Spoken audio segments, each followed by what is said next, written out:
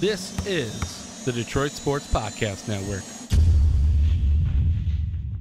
Hey everybody, this is Freddie Cohen of ESPN Radio. When I'm not talking about breaking news or breaking news on ESPN Radio, I'm always a fan and listen to the Detroit Sports Podcast, and so should you.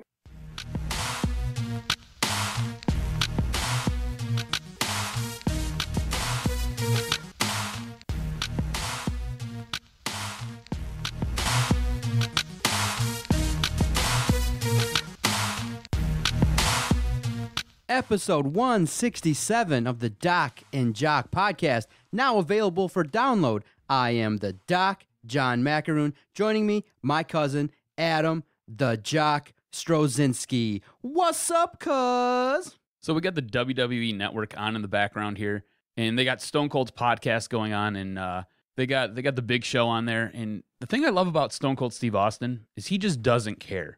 I mean, this guy shows up to his own show dressed up in camouflage. If it wasn't for his bald head, I wouldn't even know he was there. I love it. The guy wears nothing but this brown camouflage, leaf-patterned jacket every single time he does a show. It's like his comfort clothes. You know, you like roll around the house, you do laundry in like sweatpants and a t-shirt. That's how that guy does it right there. Wearing a camouflage shirt, just looking cute. Man, speaking of Stone Cold, a lot of people, when I asked what their favorite memory at the Joe Louis Arena was, they tweeted us. What? They tweeted that when he showed up there through the Joe on that Zamboni, got up on it and clothesline, I believe, Vince McMahon over the top rope. That was a great memory at the Joe there. Can I get a hell yeah? Yes, sir, brother. What's going on with you, sir?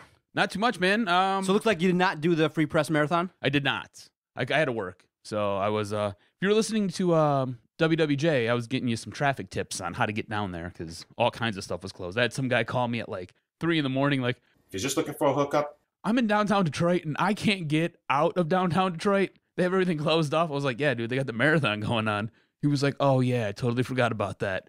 I was like, yeah, you're just going to have to follow all the detours to get out. So. Oh, man. Can you imagine being in downtown Detroit 3 a.m.? Your heart's got to be racing. He was just trapped, man. He couldn't get out. He was, I don't know. I'm guessing he was down around by the border somewhere, whether it be the tunnel or the Ambassador Bridge. But he was like, every time I try to get off the freeway or something like that, they've got everything closed off. So he's like, I'm stuck. I was like, you're going to have to get off somewhere else, or you have to take service streets, bro. That's the only thing you can do.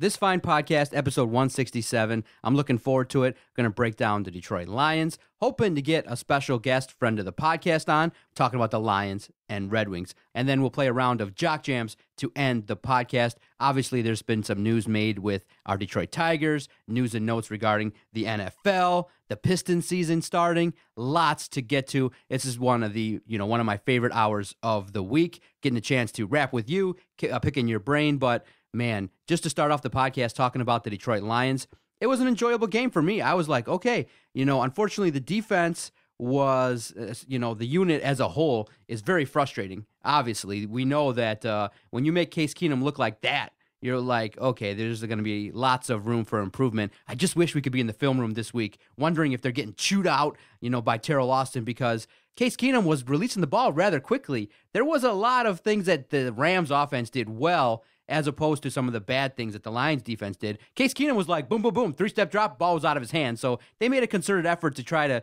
make him be very efficient. But 19 straight completions, I tweeted out at some point, man, knock this dude on his ass. What the hell? But in the end, Lions, as we sit here today, are 3-3. They won the game, and in the end, the defense made plays at the right times, and it was a great game. We got to see some more emotion from Jim Caldwell, providing us some more memes that are entertaining for us on our Twitter page at Detroit Podcast. Stafford is getting rave reviews over his performance.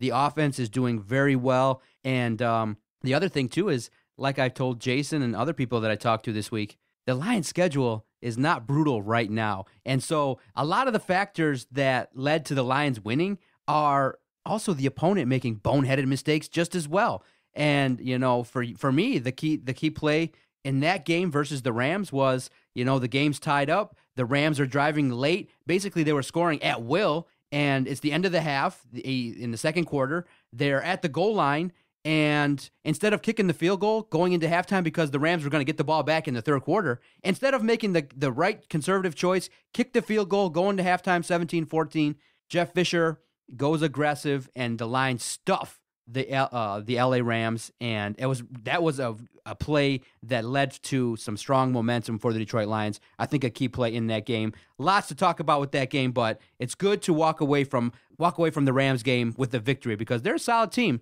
Just they have a lot of holes as well. So were you drinking again this week when you were watching this Lions game? Because you said it was really enjoyable. There was nothing enjoyable. There was about offense this game. galore. I mean, listen, if you're a fan of defensive football, you're going to be pounding your head on the wall. But both teams were going up and down the field. They were making plays, battling it out. Of course, it was an entertaining game. If you're a Lions fan, you should be upset at this game for a couple of different reasons. No way. One, your defense looks putrid.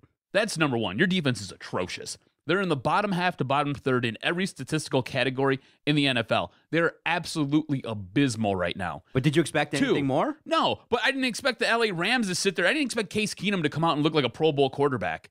And that's what the Lions defense made them look like. Aaron Rodgers has struggled all year. When did he nut up versus the Lions? Yes, I get it. But honestly, I say Case Keenum, I say Aaron Rodgers. Which one of those two are you expecting? If we had a fantasy draft right now, which one of those two would you take? You take Aaron Rodgers all day long. I don't care what he's been doing recently. Case Keenum looked like he was the second coming of Christ. It looked like he was John Elway on steroids. He cut the Lions up so bad. Hot knife through butter. That's what that was. On top of that, this goes totally counter to everything that I want for the Lions. I want them to lose every game. And why do I want them to lose every game? Because I'm tired of the head coach. I'm tired of the inadequacies that is the Detroit Lions. I'm tired of watching their defense get sliced up. I'm tired of watching this team in the way it performs.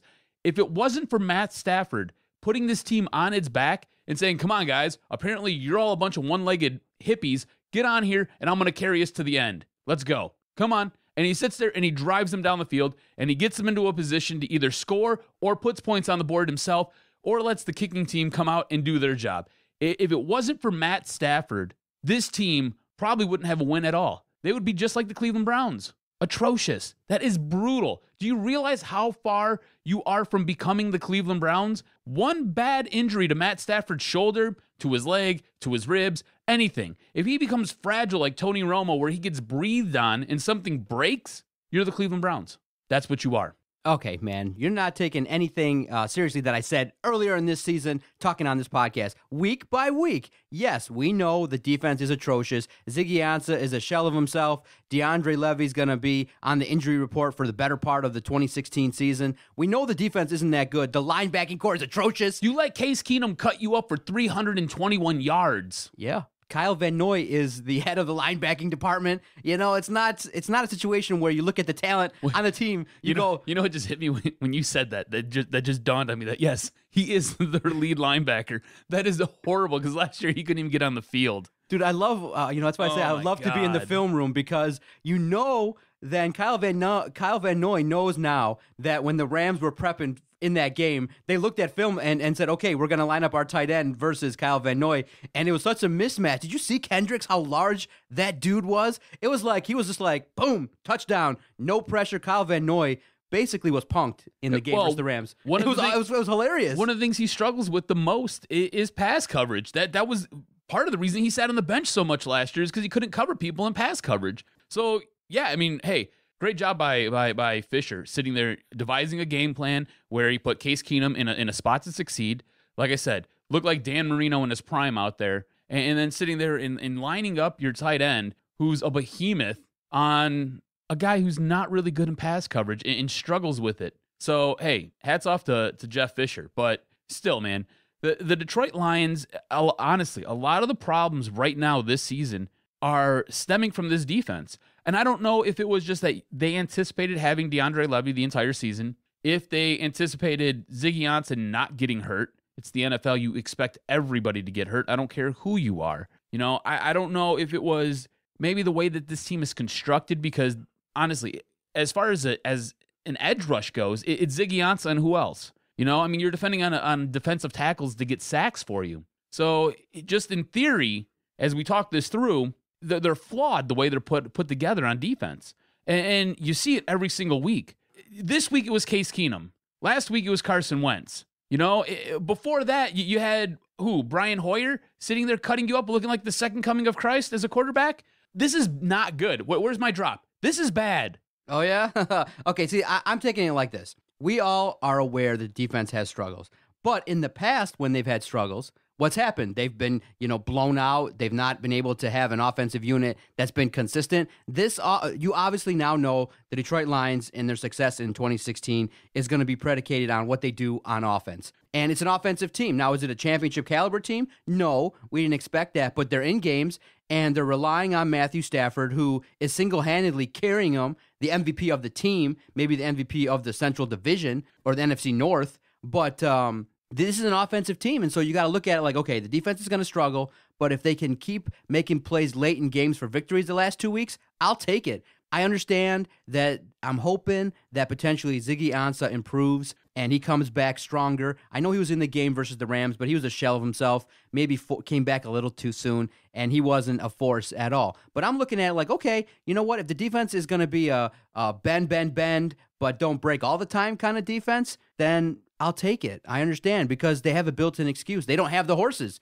They can't say that publicly, but we all see it. They don't have the talent. It's not good enough. It's not a situation where Terrell Austin has a perfect scheme set up and everybody can plug and play. It's not that. So you're going to see teams torch you. If Jordan Reed comes back from the concussion protocol situation that he's in, he's going to have a huge game because you know that it's hard to correct things in season. You know that quarterbacks are going to do pretty well. So that means the Lions are going to have to put a big onus on Matthew Stafford and that offense. And if that offense plays like that, they're going to be in more games than not. While, yes, in the offseason, Bob Quinn is going to look to improve that defense and probably retool that whole philosophy and that whole mess because it's not good enough on any level, that defense. But I go, okay, you have a really bad weakness, but you're looking at the offensive numbers, with Zach Zenner in there, just giving you 60 yards or so. I think it was 14 rushes for 58 yards. Though that performance gives you enough of a leeway to allow your offense to do some things and dink and dunk all around.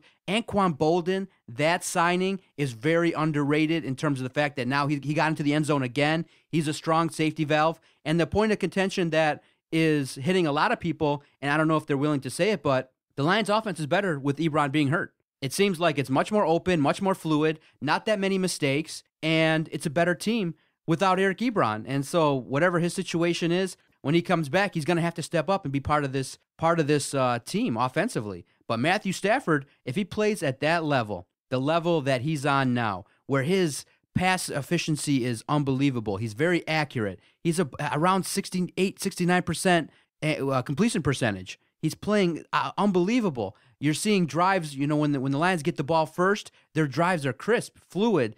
He's involving Golden Tate. He's involving the rest of the offensive unit. And so with that, I go, okay, if this is going to be an offensive team, then you got to perform well and carry the load there because, that defense is porous. Through 6 games, he's the only thing saving this team. He's a top 5 quarterback right now. Do you realize that he is putting up better numbers than a guy like Drew Brees, Big Ben, Russell Wilson, Andrew Luck, Aaron Rodgers? All these guys pale in comparison to what Matt Stafford's doing right now. And I love to bag on the guy, but I can't. This season, he's throwing 3.5 touchdowns per interception. That's unbelievable for this guy. This was a guy who normally had a 1-to-1 or a 1.5-to-1 ratio of touchdowns to interceptions. He's totally changed the way he's played. And I don't know if it's the Jim Bob Cooter effect or not, but since Jim Bob's taken over last season, he's a plus 27 touchdown to interception ratio there. That's insane. He's throwing 27 more touchdowns than he is interceptions. That's the best in the league during this stretch. That's unbelievable. He is doing outstanding work, which now brings us to a small point of contention. Matt Stafford's earning a little bit more than 14% of the Lions' total payroll at this time. He's due for a huge contract. The Lions are going to have to sign him with the way he's been playing recently. And they would be stupid not to because he looks like he's figured it all out. Like he's put the game together. Like it's slowed down for him. And basically the game's on pause and he's just going to go ahead and do what he's got to do. He's taking control of this offense. He gets in guys' faces. He is the absolute leader on this offense right now. He gets a sack. He gets up and he gets in his lineman's face and he says, come on, guys, you got to do better than that. You got to help me out. Help me help us. He has taken complete control of this team. And now he is due for a huge paycheck. Do you give him that huge paycheck? I think the Lions are in line to sit there and sign it. If I was the Detroit Lions, I would sit there and I would begin contract negotiations with Matt Stafford today. I would start talking to him about it today. And I would say, look, Matt, we know that your contract's coming up. Let us extend you. Right now, you're earning a little bit more than 14% of the team's payroll. We like to keep it somewhere around there. That way we can add some more pieces for you, kind of build up this defense. As you can see, the defense is a total shit show. We suck. It's horrible. I mean, DeAndre Levy's got, I don't know, glass hips, and Ziggy Ansah's got a glass ankle, and we just gave Big Play Slay a whole bunch of money, and just big plays get ran on him quite often. But every now and then he'll make an interception or a timely fumble. So, we're working through things on the defensive side, but we want to keep you. Let us keep you. What can we do to keep you here in Detroit? We want to keep you in Honolulu blue and silver. We like your wife, even though everybody thinks she's annoying because she is. What can we do? I would sit there and I would fit him a check, man. I'd sign him 4 years, do a 4-year extension, pay him somewhere in the neighborhood of $24 million a year, make the first 2 years guaranteed. Make it so he can't say no. And just lock him up right now and let him continue on his way. My big concern is if Bob Quinn blows this entire coaching staff up, what happens with Jim Bob Cooter? What happens to Matt Stafford after that? That's my huge concern. Because is this more Jim Bob Cooter? Is this more Matt Stafford? Is it just a melding of the minds and they now speak a common language, and that's why you're getting the production that you're getting out of your quarterback spot? Something that we have never seen, I know in my lifetime, and I know in your lifetime, and depending on how old you are, you probably have never seen a quarterback this efficient, play this well. You realize Matt Stafford is putting up the best numbers of his career right now. The absolute best numbers of his career are going on right now. Like you said, he's throwing nearly 60% completion to his wide receivers. That's outstanding. He has a better passer rating than pretty much everybody in the league. Only Matt Ryan and Sam Bradford are ranked higher than him. He's bringing 106 passer rating to the table in Week 7. That's the best of his career. That's the best ever in his career. You have to remember, this guy usually was somewhere in between a 75 all the way up to maybe an 83 or an 89, and those were his good games. He's doing something completely different. He's totally flipped the script. I think you have to now pay him. See, you're not willing to wait until the end of the year to see how the final picture shakes out with this season. Maybe they make the postseason and then they get into that game and they're counting on him and he throws 3 interceptions and you go, man. And then you're put in a situation where you have to make a tough choice. Everyone's talking about it so early. Yeah, it's likely. The scenario is going to be, this is going to be the guy. I mean, he's done enough. There's a lot of reasons to believe that his numbers are on the uptick. He's in the prime of his career. You've surrounded him with, now he's doing what's going to help him. And it's going to help his agent as well, is that he's done this without Calvin Johnson. Which is probably the biggest surprise of the season. Going into the year, we didn't think the offense could be this good without Calvin, and it has totally taken off like a rocket ship. Ding, ding, ding. Somebody said that they were going to tailor a conservative style offense, and there was a chance that the offense was going to be significant and perform well this year. I don't know, some Weasley psychologist in town. Weasley. I said it. I said this offense had a chance to do well because they're not throwing the ball significantly deep. The only time they throw it deep is when the defense kind of goes offside and it's a free play. They need to air it out a little bit more, but they've tailored an offense, and yes, part of the reason why Matthew Stafford's doing well is obviously he's not turning the ball over. I believe his ratio is 14 touchdowns to 4 interceptions, so that ratio is solid. He's completing his passes. The passes that he's throwing are high percentage passes. 1 or 2 mistakes, he gets a little bit aggressive, but they haven't cost the team significantly like it has in the past. But something that I read, online as well is, who did he hang out with over the summer significantly and spend some time with? A fellow Southerner. He spent a lot of time with Matt Ryan. And Stafford and his wife are close with the Ryan family. And so what do you think? I'm sure some of the talk was about quarterback play. Matty Ice is the best quarterback in the league right now. So maybe some of that magic has rubbed off on Stafford, as well as talking shop, and Matthew Stafford has gotten better. Yes, that's a good thing. But now the tough part is, because of the nature of the contract and how much you got to pay him, it's a big, tough decision that this organization has because, again, the bottom line, all those stats that you see, all those victories, all those losses, pale in comparison to the biggest stat of all is this is a year where, okay, you're carrying the squad. If this team gets to the postseason, how can you justify making Stafford the highest paid player in the entire NFL for 10 years or 5 years, 6 years, 7 years? That's why I don't think with no playoff wins? That's why I think you do a 4-year contract and you just guarantee the first 2 years. But you got to make something palpable, and you got to make him understand. Look, what we're paying you right now, because they're paying him a buttload right now, and we're talking about escalating that. You Adam, have to make him understand that he doesn't have to understand shit. No, he does. No, he doesn't have to understand shit. All he's got to understand is I play out my contract, I hit the free agent market, and the contracts that are going to be offered to me are going to be in that range. So look at a guy like Tom Brady. You know how many times Tom Brady has restructured his contract for the betterment of the Patriots? And how many times did the Patriots win? That's not the same at all. It is the same. You got to make him understand that, look, financially, it wouldn't be responsible for us as a team to sit there and give you all this money because we have to build more with more pieces around you. You want to make a playoffs. You want to win a championship, right? This is what we can give you right now. See, now you're predicating this on the idea that Stafford is a team guy. Now, that could be the case. You could be right. But if I'm Matthew Stafford... He strikes me as a team guy because when Ndamukong Suh wanted more money, guess who restructured his contract? Yeah, I could assume that. But if this losing continues, you got to remember, there's still a long way to go. And he could be looking around and going, you know what? It's time for me to get some winning done here.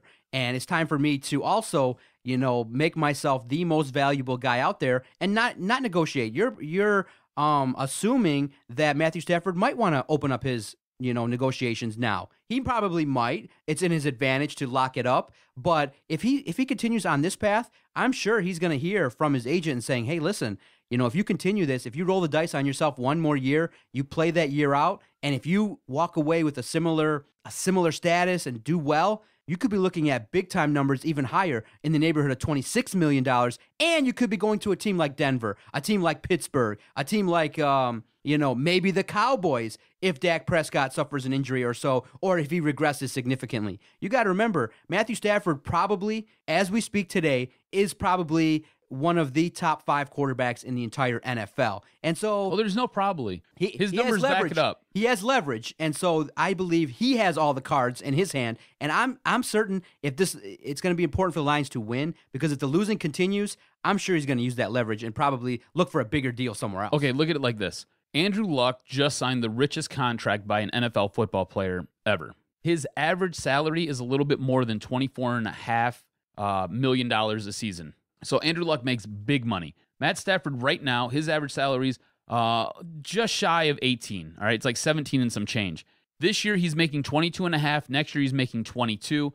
Andrew Luck is making 19. Then it escalates to a little bit more than 24. Then it's 27.5 and some change. Then it's 28. So if you're Matt Stafford, what do you want? Do you want $27 million a year?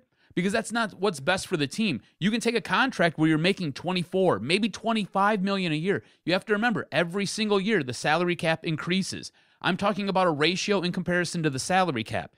You want to keep Matt Stafford somewhere right around 14 to 15% of your team's salary cap. That way you can go and you can add more pieces to him.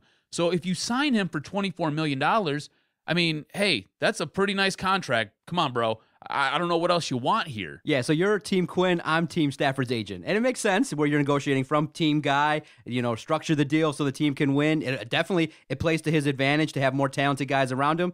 Me, team agent, what's the most money? What's the most leverage that Stafford can get and keep playing well, and the Lions keep winning and keep doing things to make Stafford happy. But I'm about leverage. And if Stafford can leverage himself and continue to play at this level, then there's a lot of things that are going to go in his favor, and the numbers are going to be astronomical. And the debate is going to rage on the entire year. Is Stafford worth this money? Both sides of the debate, everybody has their fair points, whether it be talking about the wins, whether it be talking about the lack of playoff success, his stats, he's the best Lions quarterback. It's a very real debate. And both sides, it's one of those things where both sides have their strong arguments, but in the end, Stafford has to produce in the postseason, and this team has to surround him with success, because if you're going to invest heavily, whether it be 15 to 17% of your team's cap invested in Matthew Stafford, I think he's going to give you some return on that investment significantly, but the team, the Lions as a whole, can they surround him with the defense, offense, and weapons to get the job done year after year in the next 5 years? They're probably, as we talk about it, as I think about it with you, they're going to do it. It's just they have to do it at the right time, in the right situation, because you don't want to, give the guy that money and something happens, he gets injured, or he goes into the postseason this year and just shits the bed, and you're like, oh my goodness. Because remember, he is right there in the middle, compared to, Tom Brady. That's the top end, but there's also Dalton, who's a significant quarterback, but when he gets to the postseason, so the organization's got to make the right choice. And I'm very interested also to pick the brain of our next guest, because we'll obviously get some insights from him, as well as what to look for this Sunday versus the Washington Redskins, and they're hot. Our guest next will be WJR's Sean Baligian. Stay with us on Doc and Jock on the Detroit Sports Podcast Network. I want to tell you about our newest sponsor, Team Top Cat Sales. Are you looking for team apparel for your high school, your club sports team, or corporation? Look no further than Top Cat Sales, located on the east side of Main Street in downtown Royal Oak, between 11 and 12 Mile. Through founder and former University of Michigan QB John Wangler's leadership, Top Cat Sales has developed a tradition of selling and distributing custom Adidas team apparel with the highest quality and best service. Get your organization, school, or club team all in with Adidas today by going to TopCatTeamSales.com. That's TopCatTeamSales.com. Also, follow Top Cat on Twitter at Team Top Cat.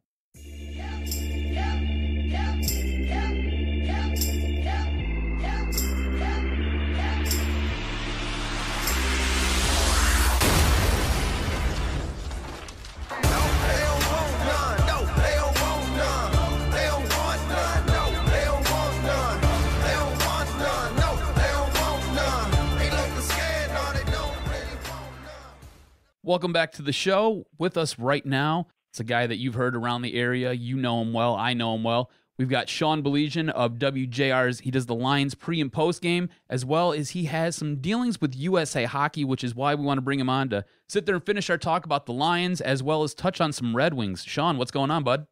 Hey, thanks for having me, guys. Really appreciate it. How you doing? Hey, thanks for cutting some time out of your day to sit there and rap with us about the Lions and to talk some Red Wings. Red Wing season's underway, and I know you're a huge Red Wing fan, so can't wait to sit there and discuss what's going on with the winged wheel there. But the Lions, we're just coming off some talk about the Lions and Matt Stafford and his contract. Where are you at with Matt Stafford, and should the Lions sit there and go out and basically pay him anywhere from $24 to $27 million a year? I mean, at this point in his career, he's a top 3 quarterback headed into week 7, and this is something that I don't think John nor I have ever thought was possible with Matt Stafford. Well, and make that 3. I thought the argument for the longest time was a dumb argument. Matthew Stafford wasn't great. Matthew Stafford didn't suck. He was a guy that did not live up to his previous contract. They made an investment in him, and he hadn't lived up to it yet. But I'll tell you what, guys, when you go back to the middle of last season, when you go back to Jim Bob Cooter coming on, and finally an offensive coordinator that decided to put a quarterback in positions that made him comfortable as opposed to the system comfortable, Matthew Stafford's numbers cannot be denied. He's got a 33-6 touchdown to interception ratio in 14 games. That's elite stuff, guys. Say what you want. That is elite stuff. And, so that's where we're at right now. So, you have to make a decision based on that. I mean, you really do.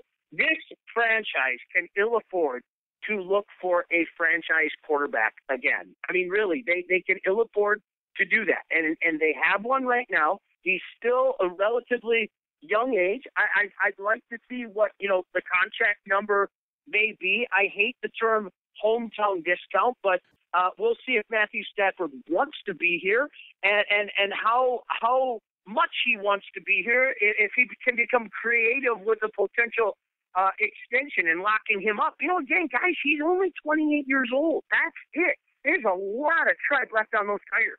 So is this is more of a chicken or the egg question I have for you then? Is this more Jim Bob Cooter, or is this more Matt Stafford? Or is there something in the middle here where the two of them are getting this production and are forcing these numbers that are upon us right now?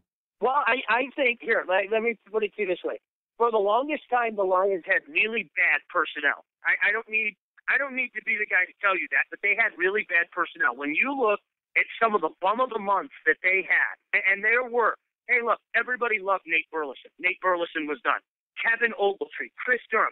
Take a look at some of the guys. They've upgraded the talent across the board on the offense, and furthermore, they put Matthew Stafford in positions of comfortability. This is something where I think Lombardi's ego got the best of him. And, I can make the player fit the system. No. You make the system fit the player. That's the way it should always be. It should always be that way. And I think that they were trying to, in my opinion, repeatedly hammer that square peg into the round hole. Well, it's not going to fit. And that's why the offense took, look, it wasn't a prolific offense to begin with, but that's why it took a step back. I mean, even in the short time between 13 to 14 and into 15. And it's amazing that as soon as he leaves and you get a guy in Jim Bob Cooter who really takes the simpleton approach, and I don't mean that disrespectfully, I mean that as a compliment, Ted. Hey, why don't I put my quarterback in positions that are more comfortable and more suited to his skill set?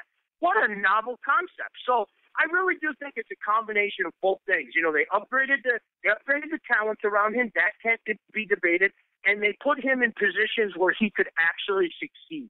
Right now, at the time of this recording, the Lions are sitting at 3-3. Upcoming is the Washington Redskins, a team that's playing very well. I believe winners of 4 straight. How are you viewing this Detroit Lions team collectively? Obviously, we know that there's deficiencies at defense. We know that Matthew Stafford is carrying this team. How do you see this team now going and performing this second quarter of the season? Guys, I to be honest with you, I'm almost aghast that they're at where they're at right now. When you talk about still the gaping holes in this team, I mean, you have to remember, you had back-to-back general managers for the course of about 15 years that got next to nothing out of value in the draft, that didn't get many depth picks, many picks right overall. So this has really caught up to them. And in my opinion, I think Bob Quinn came in here and said, oh, my goodness, I got a lot of work to do. And let's hope that the draft, and it's early, I hate doing early draft grades and all that stuff, but let's hope some of the value that we've seen from this draft continues to manifest itself in the next couple of years. But you couple the lack of depth with this football team, you couple that with some of the unbelievable injuries that they have, it's remarkable to me. It's remarkable to me that they're even sitting at 3-3 right now. I'm not even joking because, again, you take a look at the Redskins. The Redskins are a team that don't really run the ball. I mean, Jones has been there a couple times over the course of the season, but they don't particularly run the ball well. This is the type of offense that should give the Lions fits. This should be a big game for Cousins. This should be a big game for, the plethora of receivers as well. Somehow, some way, the Lions have been able to make plays in the last couple of games with their much maligned defense to come away with victories. And I don't know how they're doing it, but right now they're 3-3. And look, can they beat the Redskins at home? Yeah, sure they can. I mean, based on what we've seen the last couple of weeks. But in my mind, it's almost mind-boggling that they've been able to find some wins because, I mean, look, the depth is well known anyway, and you take up some key cards. You take up Taylor for a while, you take Anthony for a while. Obviously, the DeAndre Levy mystery. It's unbelievable that they've been able to find a way so hamstring. Sean, do you think that this Sunday coming up, the Lions, if Jordan Reed is inserted back into that lineup, he's going through the concussion protocol, if he's inserted into that lineup, do you think that the Lions even stand a chance in this game? Because me personally, when I look at the Lions, I see them struggling to cover the tight end. The Washington Redskins have so many weapons on the outside. It's just going to stretch that secondary thin. Again, linebacker is an issue because they're dealing with injuries there. This seems, like you said, this seems like a game that the Lions could win, but if Jordan Reed's inserted back into this lineup, I don't think they stand a chance. Well, and I think another guy that's maybe flying under the radar a little bit is Jamison Crowder because, we've seen it in recent weeks. It's a situation where I'm not going to use the term shutdown corner for Darius Slay. Darius Slay is just he's a very good cornerback. And Darius Slay, it'd be best to try the other side of the field. Jamison Crowder is a guy that stepped up a little bit in his second year. They can line him up in the slot, and I think he's the type of receiver that can cause some troubles on the other side. And you take a look at his numbers this year, you're seeing that Kirk Cousins is looking his way more, and this is a guy that has put up some numbers. So I think this is a pretty good matchup for a guy like Jamison Crowder as well, because one would suspect that Darius Slay will draw the Deshaun Jackson coverage. On the phone with us right now is Sean Baligian of WJR. He does the Lions pre- and post-games show as well as he works with USA Hockey. And now I think is a perfect time to segue into some Red Wings talk. We're a few games into the season. Which is a closer deal to what the Red Wings really are? Is this the team that we've seen in Florida where they kind of came out very flat-footed and were outshot horribly? And if it wasn't for Peter Mrazek, it probably would have been 9 to whatever the other scores would have been. Or is it what we kind of got the other night when they opened the Joe and we seen them take on Ottawa? Well, I think more, they are what their record indicates. I firmly believe that. I don't like this team. I don't think there's a lot of talent with this team. That doesn't mean that there's none. I mean, Dylan Larkin is going to be a really good player one day. And Lord knows he showed a lot of flashes of it. You mentioned Peter Mrazek. I'm a big Mrazek fan. But other than that, I think it's a very, very mediocre team. And this is a scenario right now, especially in this division. This is a tough division. You've got Tampa, and you've got Montreal healthy again. You've got Florida. And I think the Bruins are a team that's going to take a step back in the right direction right now. The Red Wings are going to be a struggle in the Atlantic Division and the Eastern Conference. Guys, point blank, I'd be stunned if they made the playoffs. I'd be stunned if this streak continued. They're just a very average team. There isn't a lot of high-end talent there. And unfortunately, this is something that I think it could have been taken care of a couple years ago. I think they could have been a little creative and kind of pawned off some of the guys that they brought into the system and tried to develop and everything, kind of put a package deal together, what have you. And they chose not to do that. And, we're left with what we have right now. There isn't a lot of high-end talent. I like Franz Nielsen a lot. I like him a lot. I think he's a tremendous player. But he's an and player. What I mean by that is I think he's a complementary piece. And Thomas Vanek, anybody who's watched him for a prolonged period of time, he'll do what you've seen already this year. He's notorious for getting off to hot starts. He's notorious for being a streaky player. And then he'll go weeks at a time where you don't see him, where you're wondering what happened to Thomas Vanek. And he'll get benched at inopportune times. So that's kind of been his MO. So, that's where we're at right now. I don't like the prospects of this team moving forward. I know it's, the in thing to kind of hammer on Ken Holland and everything, even with all the success he had. And I can't say I blame people right now because I think the time to be creative has come and gone. And now they're kind of stuck with a meandering team and a team that, almost assuredly won't make the playoffs. Sean, when we talk about the Red Wings, when we have debates on our Twitter page at Detroit Podcast, the sentiment and the large majority of fans that message us really talk about the need for the Red Wings to just play the younger talent. And Ken Holland has done, I think, a solid job of trying to explain his philosophy. I want to continue to win at the same time, moving these young guys along. But at the same time, most of the fans believe the philosophy should be play the young cats and see where you can go and develop them faster. Well, I'm not going to argue with it right now. I can tell you that much because, just for example, take a look at their fourth line. Does it hurt to throw the kids out there and see what they can do? Let's see definitively what they have. I think the franchise, in fairness, has been very honest about what they are and what they aren't. I think they know that they aren't exactly a quote-unquote contender or anything like that. I know that they shy away from using the term rebuild and all of those things, and that's fine. But right now, what does it hurt to throw some of these young guys on a fourth line? What does it hurt to throw some of the defensemen back on your defense core? I don't think it hurts a bit because it's not like you're losing out on anything. You know what I mean? And again, you don't want to be disrespectful. Steve Ott's a guy that's been in the league for many years. He's a local guy just over on the other side of Windsor. And, Miller, obviously people know him, Glendenning, good guys from, the state and everything. But look, they are what they are. So why not take a chance on some of these young kids? And at the very least, see what they have. If you're not considering yourself to be a playoff team, and I know they'd never admit that. I know for a fact that they'd never admit that. But I think the writing is on the wall. Why not this year, find out what these guys have definitively? And, if a guy pans out, great. And if he doesn't, well, at worst, what you have. So that's kind of where they're at right now. I don't get it.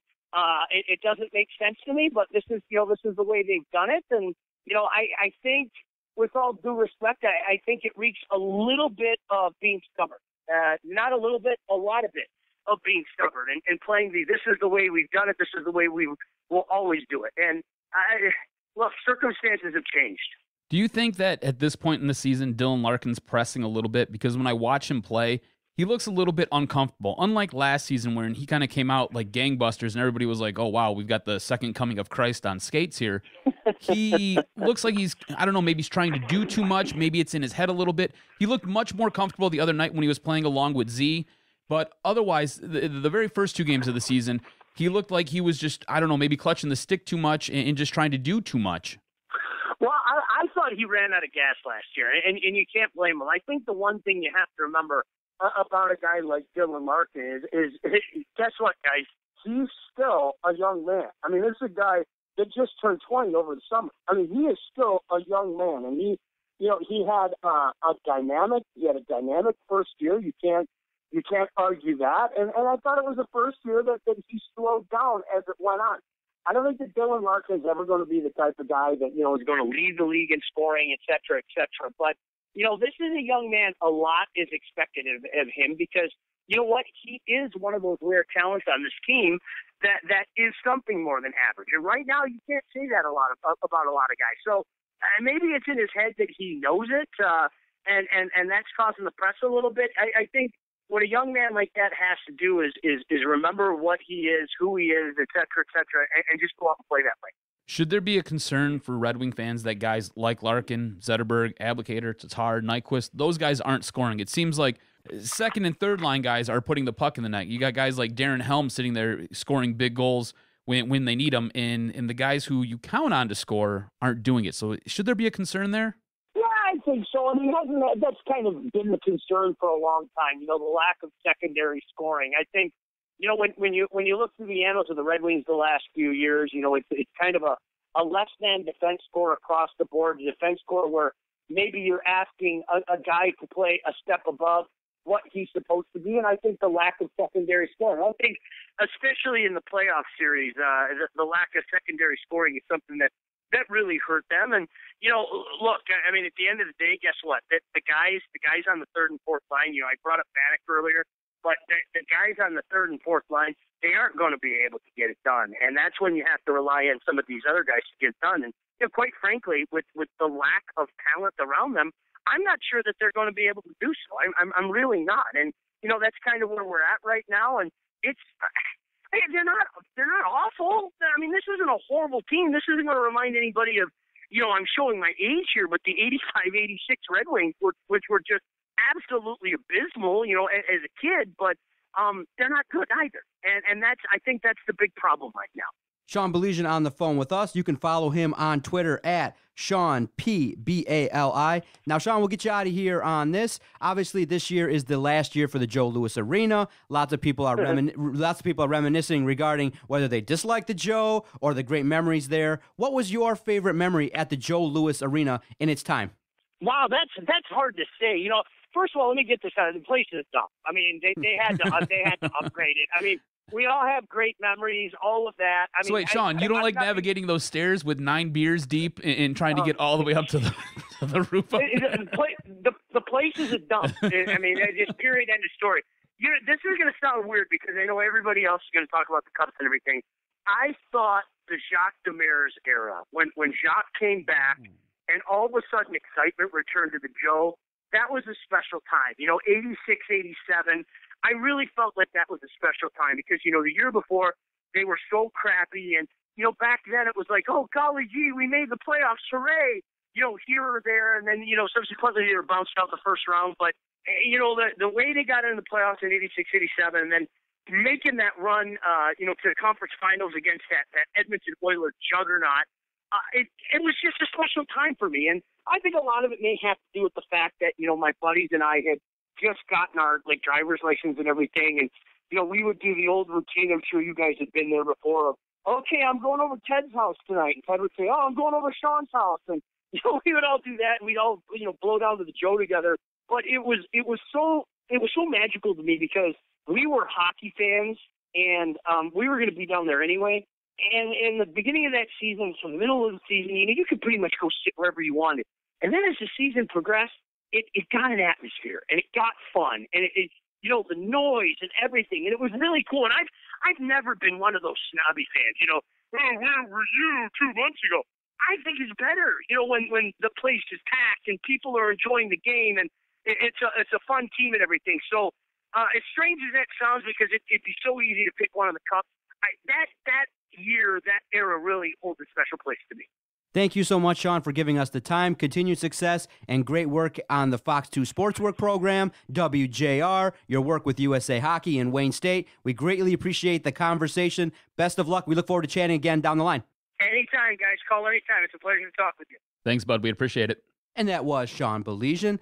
Great interview, man. That's good stuff. Man, a lot of people, it is kind of a lot of people messaged us when I put out the question regarding the favorite memory at the Joe, when it was opening night. And a lot of people just said, that place is a dump. One of the great tweets that we got was from Mike Mulholland, a previous guest. And, when he attended the opening night ceremonies, a woman walked out after the game and goes, man, this place smells like piss and socks. And so that smell, I didn't go to a whole lot of games. Does. It just smells like piss. Yeah. It does. So a lot of people are bringing up the fact that it is a dump, but it was our dump. You know what I mean? It's kind of like a family member's house that you go to that's not up to par, but you go there and you remember the great memories. And obviously, when Steve Yzerman raised the Stanley Cup and, the success there with hockey, the great shows that were there. A lot of people messaged us regarding wrestling. So the Joe Louis Arena had its time, and it's now time to upgrade. And I can't wait to see what the new stadium and what the Little Caesars Arena brings in terms of amenities and things like that. The one thing you can say about the Joe, no matter how dumpy it was for the fans, for the players, that was some of the best ice in all of the NHL. And that right there, that's a nod to what Al Sabaka does. And it's a nod to that facility in the way that they were able to keep that ice so cold. Even when they're sitting there playing all those games in June, when humidity is like 1,000% and it's hot as balls outside, they were still able to keep that ice nice and crisp. And the players enjoyed playing on it, which was great because a lot of times, if you watch a game that's going on in San Jose, a game that's going on in LA, even games in Florida, in the warmer states, you can see the ice is chippy, it's choppy, the puck bounces weird, it bounces funny. In Detroit, we've never really had problems like that. Every now and then you'll get a game or two where the ice maybe isn't up to what it should be or what you expect it to be, but the ice was almost always pristine out there. So it was outstanding. Sean keeps it real, and that was a good interview. We appreciate his time. It's a dump. You don't say. Our episode 167 will conclude with a great round of Jock Jams. Stay with us on the Detroit Sports Podcast Network. Doc and Jock here for Fanatic U. If you're looking for some sweet sports swag and you love your Detroit teams, and I mean you really love your Detroit teams, you got to check out fanaticu.com and get the coolest gear out there and rock your Red Wings shirt, rock your Lions shirt, rock your Piston apparel. Wear it till the wheels fall off. Michigan State, you know what? They got it too. Check out Fanatic U. They have 6 locations all over Metro Detroit. Check them out, fanaticu.com. Yeah, we coming now. Come on. Yeah, that's right. We put it down. It's like a family in here, just a little disabled. Putting it down, we lay them out on the table. Yeah. Who's in the house? The brothers in the house. Gotta turn it on out, let you know what we about. Kinda like Cain and Abel, a bit unstable. Don't be breaking the brain, break the whole damn table. Welcome back, everybody. Rolling along here on episode 167. A great podcast so far. Always good to talk sports with the experts in town, and Sean Baligian is always great, gives us time. And I love when you reach out to a guest and they use the words anytime. Great stuff. And I want to thank all the supporters. In the last month or so, there's been a significant increase in downloads, in messages to us, and it's greatly appreciated. The subscribers on iTunes are through the roof. We can't stop showing our appreciation for all those that are listening to us. We're putting out 6 to 7 weekly shows, so a little bit of, a slice of everything that you're interested in. If you're a fan of the Tigers, we got a Tiger-specific podcast. We got a reaction podcast to the Lions each and every Monday. Doc and Jock, the flagship podcast, each and every Thursday, the longest-running weekly episodic podcast in Detroit sports, going strong each and every Thursday, new, fresh content on the Detroit Sports Podcast Network since September of 2013. And we greatly appreciate it, man. Going strong, as you can see, 167 episodes deep. And this is what we call Jock Jams, where Doc has several questions lined up for the Jock, and I'm very interested to pick his brain in what we call Jock Jams.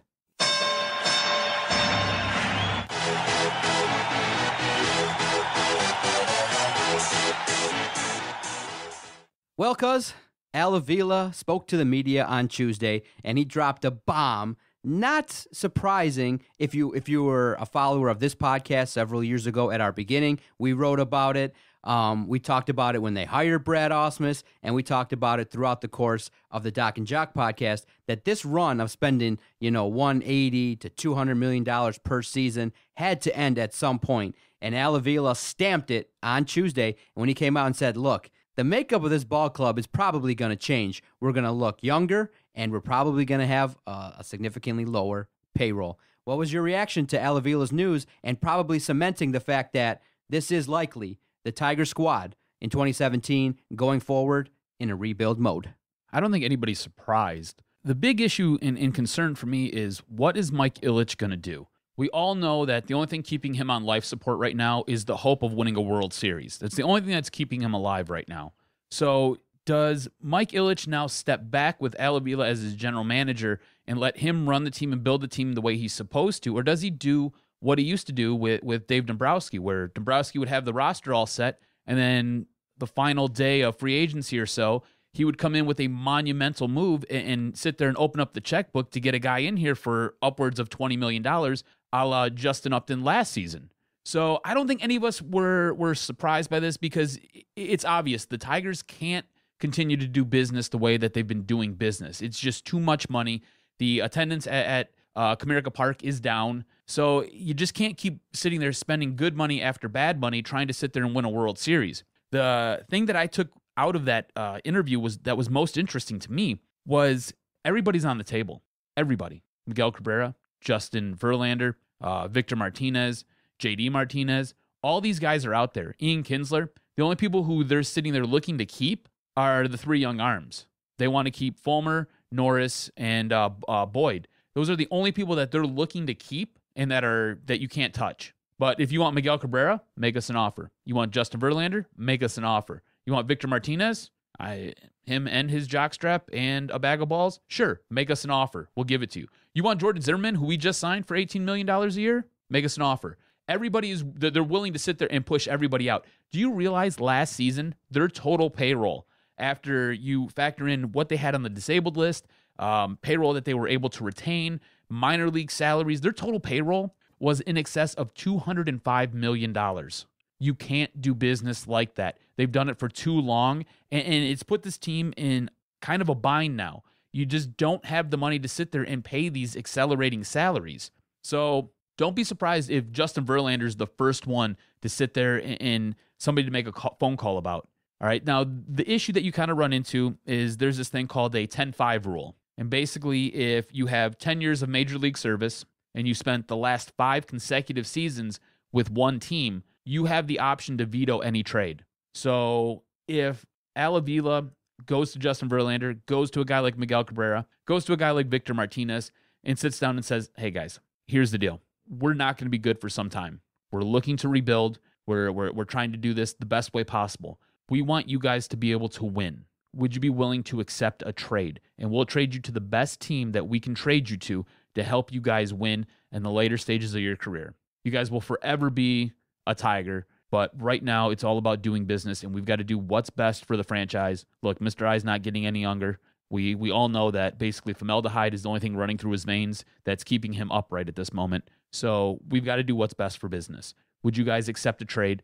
JV, we can probably send you out to LA. You can sit there and pitch with Clayton Kershaw. Would you be cool with that? Miguel, we can probably send you to Boston. You can sit there and be the next big poppy out there. Would you take that? And if the guys say, yeah, all right, no big deal. You basically, if you move both those salaries, you basically just lopped off $56 million a year. So you're able to get underneath, and if you can get some good prospects, you should get a good haul back in return for guys like that.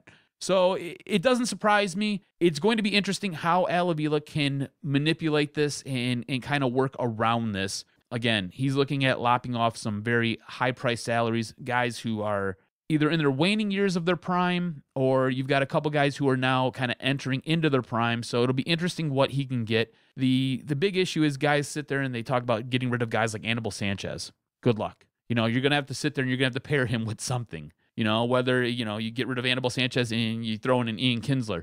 All right. I mean, that's a team who's looking for an older second baseman, but who's still very productive, and they're going to sit there and take on that Anibal Sanchez contract. You're not going to get a whole lot in return for it because Anibal's just a throw-in piece, so you can sit there and lop him off your books. It's going to be interesting how they sit there and do this, but I think it can be done. Depending on the team that they roll out there, they might not be very competitive for the next 2, 3, 5 years, and that's kind of where we're at with it. As we speak, less than a week away from opening day, the Pistons kick off the 2016-2017 season next Wednesday.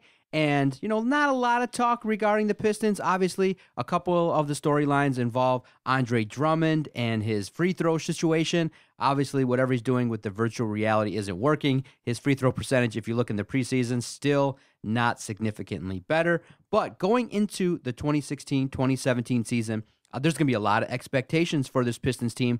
Most people are starting and looking at them finishing 4th in the East, making some waves in the postseason. So I'm curious, which player do you believe has to take that next step in order for the Pistons to have success? Which player needs to be the best player on the team? Does it have to be Andre Drummond? Does it have to be Stanley Johnson, who's now going to be going into his second year? Is it KCP when he gets hot? When you watch games, if you see him dropping 20, that helps the offense. Is it a guy like Tobias Harris, who was brought in last year, and if he can continue to evolve his game? Which player are you targeting that needs to really perform well and take that next step for this group to have the ultimate success? Now, I think we can both agree Andre Drummond really needs to work on his free throws. He can't be a liability, has to be out there at the end of games. Can't sit there and be benched and then pout about being benched for the last 4 minutes of a game just because you can't make a free throw. If you want to be out there, you got to work on it. You got to take care of it. You got to do it. But he's not my pick. My guy that has to sit there and elevate his game and become better is KCP. KCP has the ability to transform this Pistons defense and this Pistons offense. He last year was their best defender. He was the guy that you sat there, you locked onto LeBron when they were in that playoff series. He is the guy who can sit there and transform the game on the back end and push it into the front court and sit there and help you get transition buckets. He's that guy. He has to be more steady in that role and has to sit there and elevate his game to the next level. Also, last year, he was an up-and-down shooter. He was very streaky. He'd get really hot for games, get really cold for games. You can't have that. You got to find some consistency. You got to be able to sit there and do it night in, night out. It's okay if there's a getaway game now and again, but for the most part, you've got to be consistent. If he can do that, like you said, when he's putting 20 in the net, that offense is unstoppable. It's a totally different team. It just is. It's completely different. So if he can shore up his offensive side of the game and make it more consistent, I think they're going to be in a much better spot. He is the one piece that I look at as being integral to this team and helping get to, like you said, the 4th seed. There's a lot of talk and a lot of speculation that maybe they can make that. Maybe they can do that. Maybe they can make some noise this year in the playoffs. And KCP, I think it all kind of lies at his feet. We all know Andre Drummond's got to get better.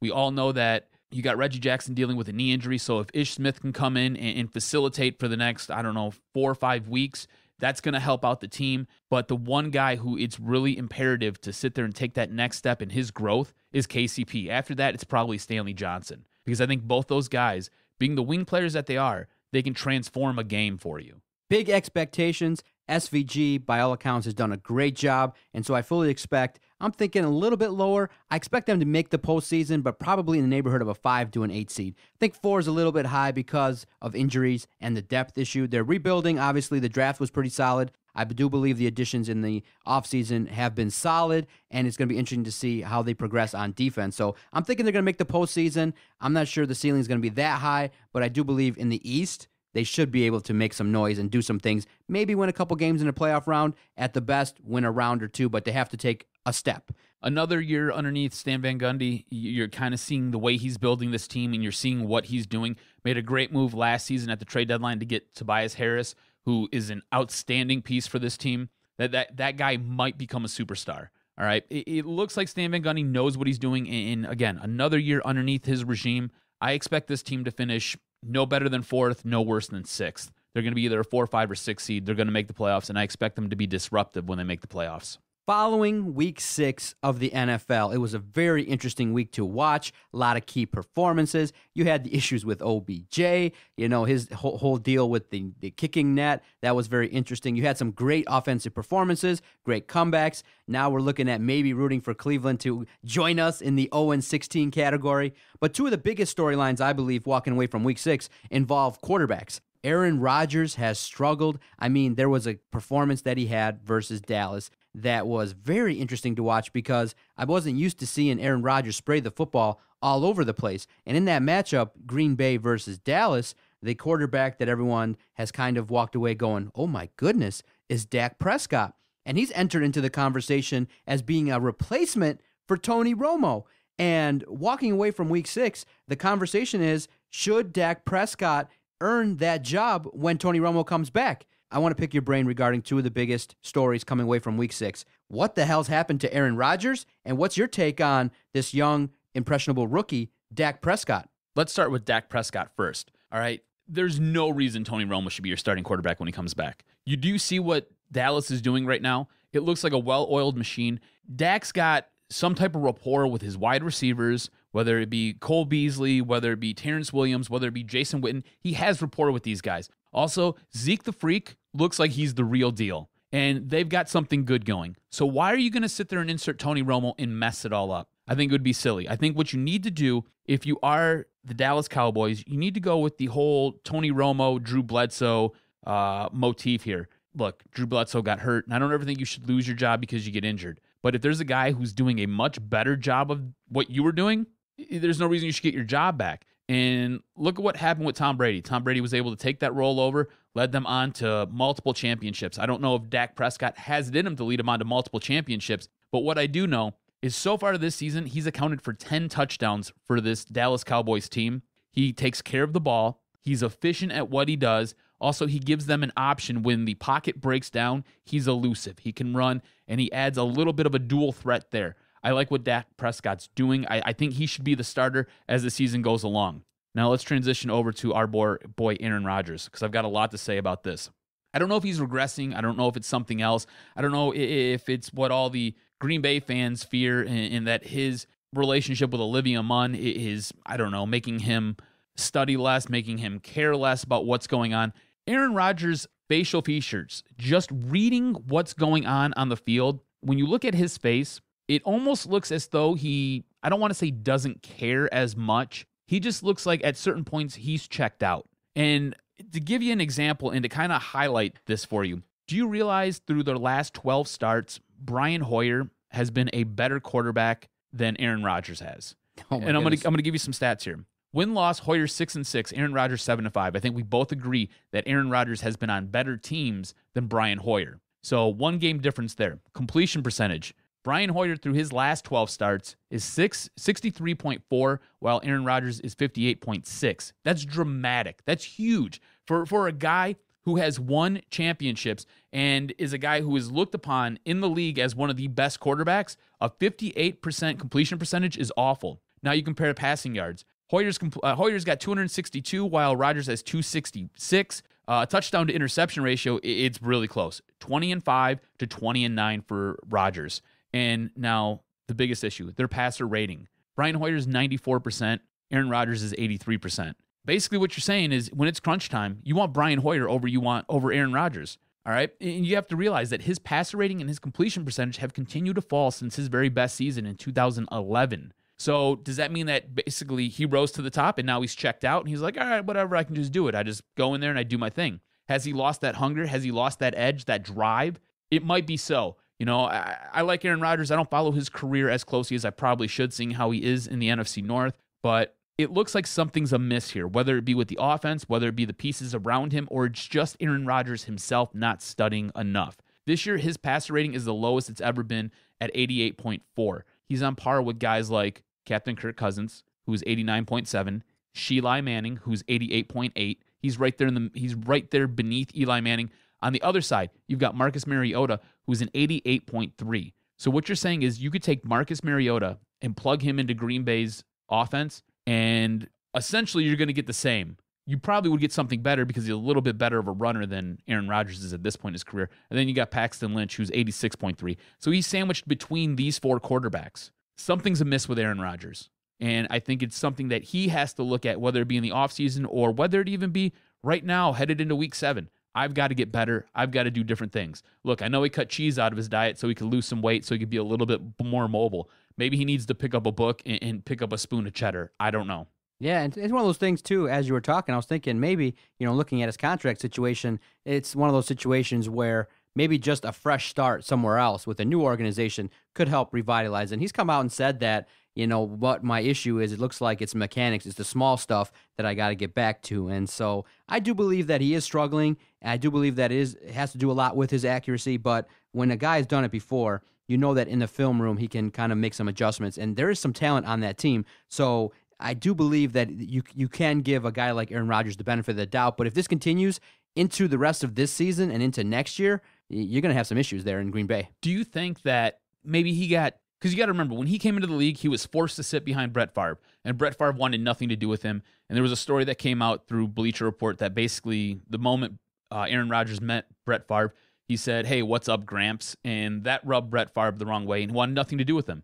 So everything was hard for Aaron Rodgers his whole time in Green Bay. And then he gets some success. And then he gets more success. Then he wins a Super Bowl. And then he gets more success. Next thing you know, he's banging Olivia Munn, who's smoking hot, right? And do you think maybe he's just a little too comfortable now? Because you have to remember, they don't have another quarterback there to really push him. There's nobody there who can do what he does. Absolutely nobody. Matt Flynn was there, and Matt Flynn had one good game. And you've seen it because you're a Lions fan. Matt Flynn rode that to a contract with Seattle where he got paid $1 billion and has done nothing ever since. So is it just maybe he's comfortable? And sometimes when you get comfortable, you get lax. And when you get lax, you don't perform. And when you don't perform, your numbers start to go down and you're kind of where you are right now. I think really and truly Green Bay needs to look at getting a new quarterback to sit there and help push Aaron Rodgers. I agree with you 100%. There's something mental going on, but I do believe he'll turn it around. That's my thing, is that, when you have the media on you, when you have the spotlight on your performance, it should do, as a competitor, as an athlete, you should look to make improvements. And so I do believe that Aaron Rodgers has that in him. He is an ultra competitor. I don't think he likes being called out, especially in Green Bay, because he's kind of had it easy over there. He hasn't been through this situation where people are starting to kind of turn the heat up a little bit on him and go, whoa, wait a minute, should he be the guy, and what the hell's wrong? I mean, literally the last 2 weeks, the commentary regarding Green Bay has been, what the hell's wrong with Aaron Rodgers? And he's got to turn it around real quick. And whether it has to be, whether it's due to some issues with the offense, because they've had some turmoil there with who's calling the plays, whether it be McCarthy or the OC, they're going back and forth. Last year you had a significant wide receiver go down in Jordy Nelson, so that takes time. And you got to remember, too, who's he throwing it to? There's no real superstar on that. The thought process was Jordy Nelson comes back and this offense gets back on track. It's Jordy Nelson. He's got speed, but that's not, a guy that you could even say is on the level of a top 5 receiver.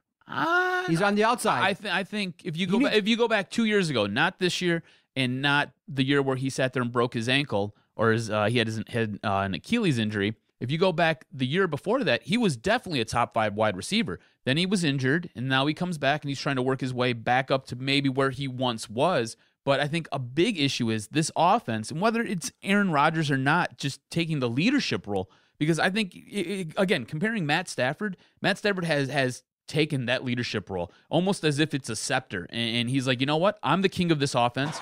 We're going to do it my way. And if you don't like it, go kick rocks. You had Eddie Lacy come in last year when you had your number 1 wide receiver in Jordy Nelson go down with a bad ankle injury just before the season starts. You have Eddie Lacy, who seemed to have chained himself to a buffet table and continued to eat his way almost out of the league last year. Now, Eddie Lacy gets hooked on P90X, dealing with a little bit of an ankle injury right now, but comes back this season, looks much better. Jordy Nelson's still kind of working his way back into it. I just think Aaron Rodgers has gotten so comfortable, and I think he feels whatever he says should go. And some of these guys probably just don't respect that anymore because he's not out there grinding with them. You got to be out there and you got to show the guys. If you want guys to respect you and you want these guys to recognize you as the leader, you got to be out there. You got to put your best foot forward every single day, and you got to work just as hard, if not harder, than any of these guys. And I think that's part of the issue right now. Now, going into the weekend, I know each and every podcast, we give the list of the games that you should watch in college football. NFL is great on Sundays, but the weekend kicks off with great college football actions. Hit me with what I should watch, what time, and what network. Well, maybe not so much Week 8. Week 8's not a whole lot of matchups here. You might want to check out the North Carolina, they're ranked number 22, versus Virginia. That's a 3 o'clock game. That's going to be on ACC and the ESPN network. Otherwise, if you're a Michigan fan, you got Michigan versus Illinois. You can check that out. Nebraska-Purdue. Purdue just fired their head coach. Nebraska looks like they might be the real deal.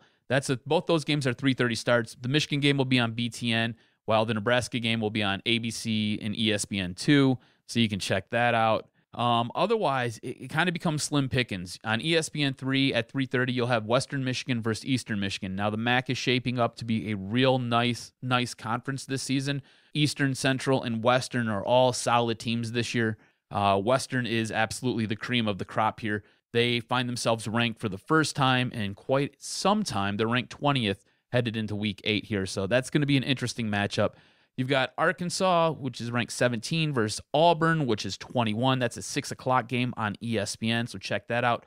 Now, there's been a lot of talk about Washington and what they're bringing to the table, especially with the whole playoff and everything. So Washington is ranked number 5. They have a 6:30 start. It's going to be on your Pac-12 network, so if you've got one of those inflated DirecTV packages where you get all kinds of college football, you can check this game out, but they're going to be hosting Oregon State, so I expect Washington to sit there and just run up the score on this, but you can kind of see what they're working with as far as their offense goes. Of course, Ohio State, Penn State. Ohio State's going to run a train here. That's an 8 o'clock game on ABC. On Fox, you're going to get the Oklahoma versus Texas Tech game. That, again, 8 o'clock. And on ESPN, they're going to be hosting the Ole Miss versus LSU game. These are two of the lower-ranked teams in the AP Top 25. You got 23 taking on 25. So check that out. That'll be a 9 o'clock game. And then for me, because I'll be up late, I'll probably be watching the Wyoming-Nevada game as that wraps up. Yes, sir. Great podcast. Got a lot done. Always great thanks to Sean Baligian talking about the Lions. So your prediction for this Sunday, do they walk away with a victory versus the Washington Redskins? If Jordan Reed is in this game, if he clears his concussion protocol, they will get their butts handed to them. If he's not, it's more of a coin flip, and I'll lean towards the Lions sitting there coming out with a win by a point. It'll probably be something like 24-23, something random like that. Because the one thing Detroit has working against it, it's got one of the worst defenses in the league. Something that Washington has working against it, it has one of the worst defenses in the league. Washington's defense is slightly better than Detroit's, but not by much. And you've got two very powerful offenses sitting there taking on those dumpster fires called defense. I'm going to go with this. If Matthew Stafford is the best player on the field, then will be a victory for the Detroit Lions. It's going to be predicated on what he does. If he outperforms Kirk Cousins, limits the turnovers, continues to lead this offense, and another point that a lot of people are mentioning now is, yes, he has lost weight, and he's extending plays with his feet. Great rushes to earn first downs, keeping plays alive. And if he limits the turnovers, then this is going to be probably a 4 to 7 point victory for the Lions. If he slips up a little bit, turnovers, and the defense continues to struggle, if Matthew Stafford's not up to par, this will be a loss. But I do believe he is playing well. It's at home. They want to protect Ford Field, so I'm calling a 30 to 23 victory for the Detroit Lions. Ooh, look at you, saucy. Get to 4-3. Look at you, saucy. All right, sir, let's get out of here. Any plans for the weekend? Just working, man. I'm looking forward to Rivalry Week next week. You say that 3 times fast. Good luck with it. But I'm looking forward to that. I know we'll be doing a whole lot on Michigan State. A little upset. Michigan State did not uphold their end of the bargain as we head into Rivalry Week next week. That's got me a little bit teed off. Now we got a noon start, so that means noon drinking, and by 6 I'll be in the bag. So that's going to make for a rough Saturday. And tune in next week because it's going to be a fun chat with the fans, the listeners, the supporters, talking about potentially Michigan State having the greatest upset in the history of sports going into the game. You know, I like how you're trying to spin that. Your team is such a dumpster fire. You're awful, absolutely brutal right now. How many losses in a row? 4 in a row. But when was the last time you had that? Hey, do you remember? I don't remember. In the 80s.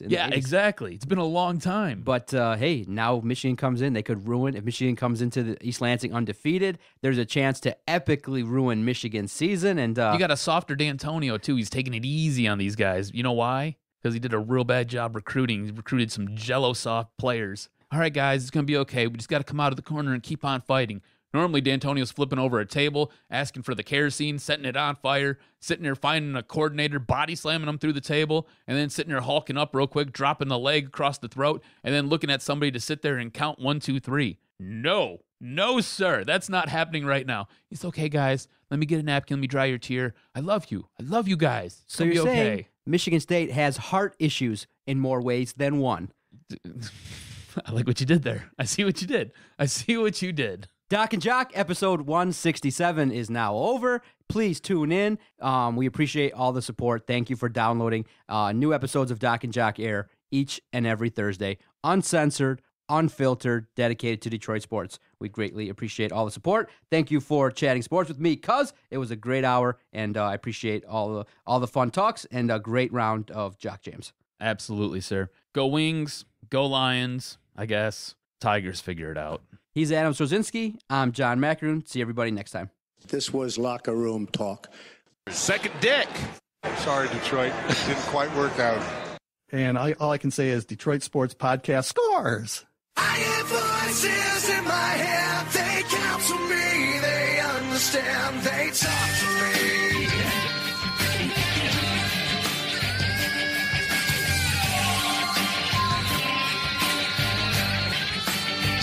They talk to me. They tell me things that I will do. They show me things.